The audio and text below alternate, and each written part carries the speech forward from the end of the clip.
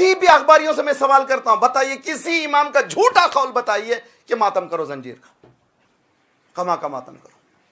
کس کو بیوقوف بناتے ہو؟ یا کہو کہ تو اخباری ہوں میں، اخباری ہو تو اخباری بتاؤ، کسی خبر میں بتاؤ. امام زین العابدین سے لے کر کے 12ویں امام تک کسی امام نے کسی جگہ پہ بتایا ہو یا کر کے بتایا ہو؟ نہیں کیا.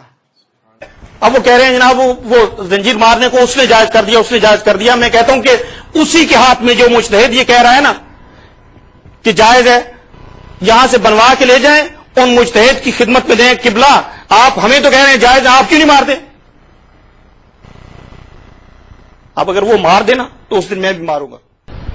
اما کجا شما دیدید که یه نفری به خاطر مصیبت عزیزترین عزیزانش بیاد با شمشیر بزنه تو مغز خودش و خون بریزه از سر خودش؟ این کجا عزاداری است؟ این جعلی است. اینها چیزایی است که از دین نیست. بلا شک خدا راضی نیست. میں مراجع و مجتہدین کی بات کر رہا ہوں. بعض خاموش ہیں، کہتے کچھ بھی نہیں ہے، رائے نہیں دیتے، لیکن رہبر معظم نے بتایا ہے، اس کی وضاحت کی ہے کہ یہ عمل ہمارے مذہب کے لیے کمزوری کا باعث بن رہا ہے، ہمارے مذہب کو زیر سوال لے گیا ہے، تشیع کو.